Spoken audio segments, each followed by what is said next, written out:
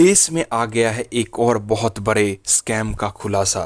एक स्कैम जिसे दबा दिया गया था, जिसे बड़े बड़े फोर्सेस के द्वारा चुप कराया गया था, शायद अब वो स्कैम खुल जाएगा। हालांकि दोस्तों ये रिपोर्ट पूरी हद तक हमारी news oriented, news based news reports के ऊपर है।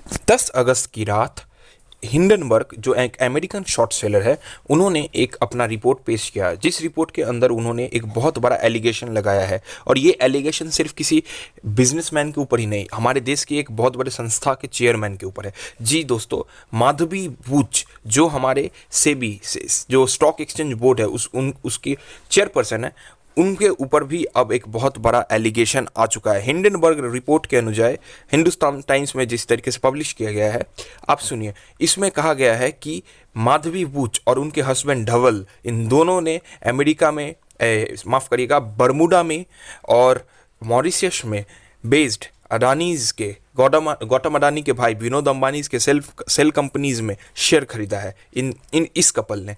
इससे तो एक बहुत बड़ा इम्पोर्टेंट अब ध्यान खुल आता है, एक नया चैप्टर खुल जाता है, क्योंकि सेबी जिसे सुप्रीम कोर्ट ने इन्वेस्टिगेट करने के लिए कहा था अडानी मुद्दे पर, याद करिएगा पिछले साल जब हिंडनबर्ग रिपोर्ट आया था तो इसके लिए संसद में बहुत बड़ा बवाल मच गया था और कई सांसदों को तो विंडिक्टिव पॉलिटिक्स के साथ साथ एक्सपंज कर दिया गया था। उन्हें राहुल गांधी के स्पीच के तो एक्सपंज ही कर दिया गया था।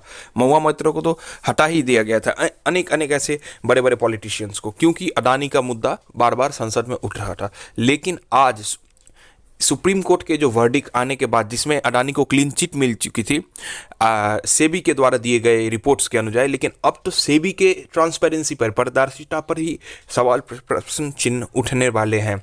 और इसी मुद्दों को लेकर कांग्रेस जनरल सेक्रेटरी जयराम रमेश ने इस पर एक पिटीशन फाइल करने वाले हैं। हालांकि अभी भी ये मुद्दा बहुत कुछ हद तक दबा हुआ है, लेकिन दोस्तों आने वाले दिनों में अब ये मुद्दा विरोधी दलों के लिए एक बहुत बड़ा इंपॉर्टेंट पॉलिटिकल पेवमेंट, एक बहुत बड़ा पॉलिटिकल फुटपाथ बनने वाला है। स्टॉक मार्केट के चलते ऑलरेडी स्टॉक मार्केट के जो एक्सपोजर हुआ था, जिसमें हिंडनबर्ग ने ये रिपोर्ट लाया था, इसके वजह से हमारे देश का शेयर मार्केट बहुत बुरे तरीके से गिरे थे। खास करके अडानीज के शेयर तो 20-15% तक नीचे गिर गए थे। लेकिन इस बार के रिपोर्ट के बाद अब क्या होगा ये बोलना बहुत मुश्किल है। कई लोग तो ये भी ट्वीट कर रहे हैं कि गौतम अडानी के बेटे करण अडानी का रिश्ता सेबी के एक बहुत बड़े एम्प्लॉय सिरिल श्रॉफ के साथ है। तो इन चीज़ों के साथ साथ अब बहुत सारे नए फैक्ट्स अब ट्विटर पर, एक्स पर ट्रेंड हो रहा है। लेकिन एक इंटरेस्टिंग फैक्ट जो कल रात को हुआ है, वो हुआ है कि जैसे ही ये रिपोर्ट आया उसके बाद सेबी ने अपना ऑफिशियल ट्विटर हैंडल, अपना एक्स हैंडल लॉक कर दिया है, जो कि कुछ हद तक अब बहुत सारे मुद्दों को उठा रहा है। क्या सच में माधवी बूच इसमें इन्वॉल्व है या नहीं है, ये तो तब तक पता नहीं चलेगा जब तक इस पर एक ठीक ठाक इन्वेस्टिगेशन का रिपोर्ट वापस ना आए।